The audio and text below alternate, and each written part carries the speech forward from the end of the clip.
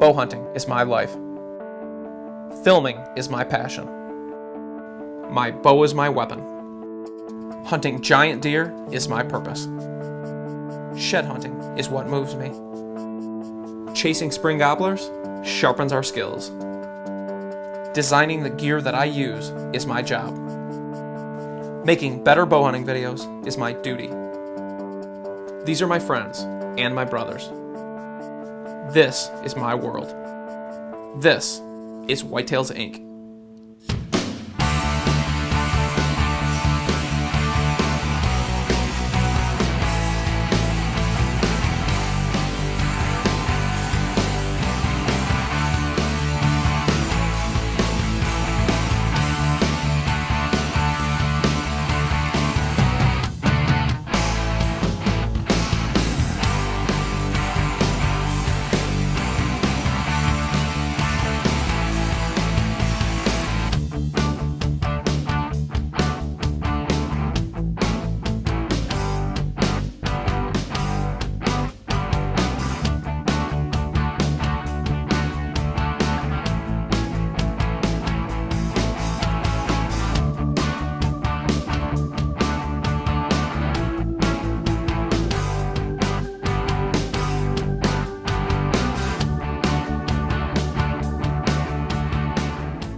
Well, back at it. Caught a raging case of poison sumac all over my eyes. Went to the doctor to get a shot yesterday. Had to take 2 days off. But heading into the next stand to set on top of this ridge where we saw Point Break come out last year. And I gotta hike a huge ridge to get there, so I'm just gonna do it. I'm taking path of least resistance, but it's straight uphill. Almost to the top here. Well, go figure. Right where I dumped my gear on top of this ridge, about where I thought I needed to be. The tree I picked out over here is about 15 yards away. I have built a confidence over the years in trusting my gut instinct when it comes to stand setups. Experience in the field has taught me when and where to hunt. You can do the same thing in your hunting area, but straight up, time and experience in the field is the only way. There is no big secret. I'm gonna be completely exposed, but I'm right on the corner of this ravine right here, and where it meets kind of a couple different spots of bedding areas, and then there's a huge runway right down below the stand here that comes out of this field up top, and this is just a hogzilla run. You can see it right here, and it also splits right here. It goes down that way, and I'm gonna be in that tree right there. On the other side of the ravine here, you can actually see the runway right there going up, and all these different runways coming from this bed area up top all kind of converge, and this is the easiest point for these deer to get across down here. So I'm taking full advantage of that. Again, I'm manipulating them.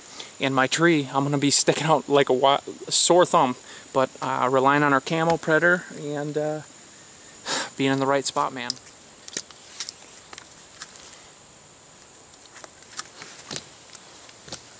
Well, I just got my stand set.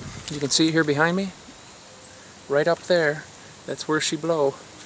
And it is perfect, man. It's a nice setup. It's a little bit higher than I usually go, but because this ridge slopes up, when these deer come out of this bedding area, they're gonna pretty much be eye level with us. And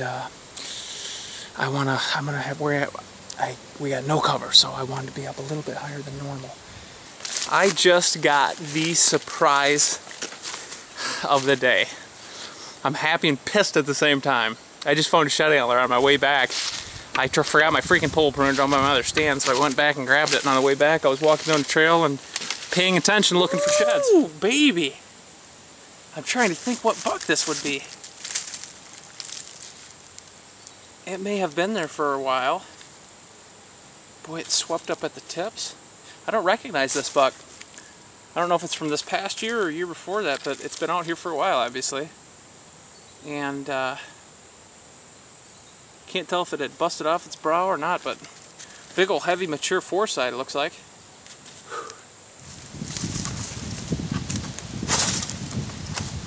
I am all set up. I got all my lanes trimmed out over here, and man, this is a sweet set. It kind of looks like a park in here. I got it trimmed out so nice. One aspect of my hunting style that has evolved from the times of solo hunting is the way in which I trim out stands. In the old days, when I was alone, I hardly trimmed stands beyond a hole or two here and there. Now that I'm filming 100% of the time, everything has changed. I not only need to have a clear lane to shoot, I also need to be certain my cameraman can also get the shot. The only solution for this is to create more and wider shooting lanes. Some hunters would just die if they saw what I did in some of these areas, but it just comes with the territory if you're trying to film your hunts. I prioritize the footage before the shot, and if you're serious about filming, you need to get in that mindset fast. If you don't, you're just asking for trouble. When our Point Break came out last year, we were set up way down here, and we watched him come right at the peak of this ridge, right out here. He came right out and headed right down, and that's exactly where we're set up. He'll be within 20 yards if he does what he did last year. Now, back out, heading into one set that I've been anticipating for the last 6-7 months, ever since shed season. Finally figured out where I wanted to get a set in for one particular buck named Tank. So hang with me, I got one hell of a ridge to climb here. This is where I wear hiking boots, because I need the support.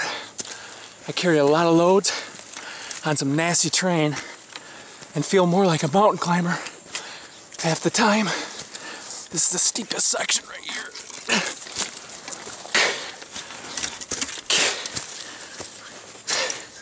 Right over here behind me is where about 6 months ago I found the old tank truck shed right in here, laying on a piece of moss like it was meant to be. So about 10 minutes before I found this shed, I found a huge bed, big buck bed, that was a regularly used bed, and it was under a big cedar right on the edge of this bedding area, positioned right at the edge of the ridge so that I could look down, basically see me coming, see anything from all down below in this bottom. And I made a mental note, so to speak, and I said, I'm going to have a stand there, come rut. Alright, I think it just made my mind up for me here. Just coming over here, and there's a point where the main trail converges with the secondary trail. And right here, basically, the trail goes off right here, and then another one comes in right here behind me. Here's one trail, here's another trail, and they meet kind of right here, and there's giant buck sign all around me. This right here is part of the reason why I'm in here hunting. This is a rub from last year on the edge of this bedding area. There's another one right here. Major signpost rub right here at this point in this bedding area. And I'm going to be set up right here. Here's another giant signpost rub from last year. About 20 yards from the other rub, this is just hammered, absolutely shredded wheat. I'm going to set up 5 yards from this rub because it's the only tree there is here. It's right out in the open. It's the stupidest looking tree I've ever seen in my life. It's retarded. It's going to suck for filming out of, and it's the only thing we have to choose from. Every other tree in here is just an absolutely, completely knotted up old limbed freaking oak that you can't just cut the branches off, because it's just terrible. It's just terrible. This is just the worst freaking spot for trees I've ever seen, but quite obvious to see that deer has been bedding here very, very regularly. Tons of hair down in here. It's a medium-sized, I don't know how big of animals laying here, but it's a perfect spot right on the side of this hill. Another smaller one up here, so I don't know if it's a doe bed in here, or a buck, but it's about 30 yards from my tree stand. And that's exactly what this stand is for, right in the bedding area. I get asked a lot of questions from hunters about how to set up new properties, which is part of the motivation behind Whitetails Inc. If I could give you one tip for any property, it would be to locate the thickest cover you can find and get on the downwind side of it. I've passed hundreds of bucks in the past 5 years while using this tactic. From one stand alone in 2007, I passed something like 37 bucks in a 36-hour period, and it was all because it was on the downwind side of a thicket that was adjacent to a creek. This tactic has also led to the death of many of the bucks that hang on my walls. While a lot of guys concentrate their efforts almost exclusively on food sources, I'm all about hunting cover. Well, I just finished my first shooting lane out here on the old tank truck set, and it took me like an hour, over an hour. So far, I think it's the worst one yet. I had to trim the sides off of 2 cedar trees, take down a bunch of trees. it was just nasty. It was just a nasty setup. I got a lot of work yet to do. 1 down, at least another 5 to go. So I'm just gonna keep at it. I got a bug up my butt and said, you know what, I'm gonna finish this stand tonight. So I did. I put in another monster lane, right in the thick stuff. I've got an unbelievable setup right here. Had a deer come right up to me and walk within 10 yards while I was making all that racket. They just feel so safe back here. So I'm beat. I can feel the sumac seeping in my face, so I'm gonna wash up here real quick and get the heck out of here. But I do got a market going out, so I don't have to come back in here again until that fateful morning in November. And then there's gonna be some venison hitting the freaking ground. I'm here to tell you, this spot is unbelievable. And I'm back in the spot where Kyle and I did a run and gun setup, and I passed Meaty last year. It was like on the 7th or 8th, I think, of November. He's got his eye catched out. I'm gonna have to look at the sign that's in here, and the biggest thing is trees. Right now I don't really see a nice looking tree in here, so I'm gonna be stuck with crap, but I'd rather have a poopy tree in the right location. I don't care what I'm setting in if I'm seeing big bucks.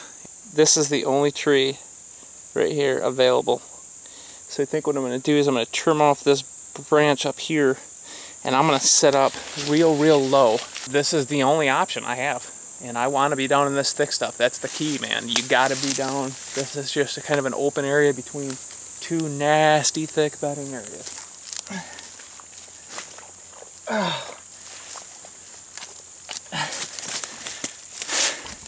For any of you guys who use only screw and stops, I have one question for you. Why?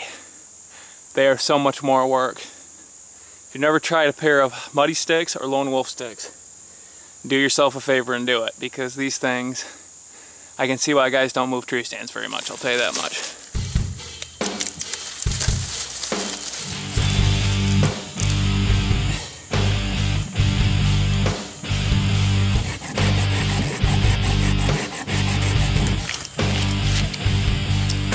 Boy, I am absolutely shocked.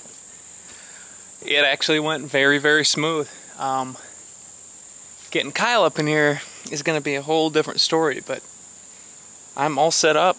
Got 2 belts on the old stand, and she's super solid.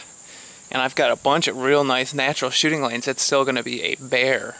I mean, it's thicker than heck, but with that being said, not bad. Not bad at all. It has been an SOB. I've got a stand in here. I've got 1, 2, 3, 4, 5, 6, 7, 8, 9, 10 shooting lanes through here. It is absolutely unbelievable. And I'm just finishing up my set here at, I'm gonna call it the Meaty set, because we passed Meaty right up here last year during the rut. But this year, when we come in here, if I kill some, I'm gonna know where it came from. A lot of blood, sweat, and tears. On the next Whitetails Inc., we're going to conclude 15 days of hell, and I'm going to continue to give you all of my tips and techniques to make the best of your tree stand setups this fall. If you're sick of watching the same old, check out a White Knuckle DVD. Not just different, better. To check out our full line of White Knuckle Productions DVDs, gear, and additional video clips, either click on the link from whitetailsinc.com or visit us at whiteknuckleproductions.com.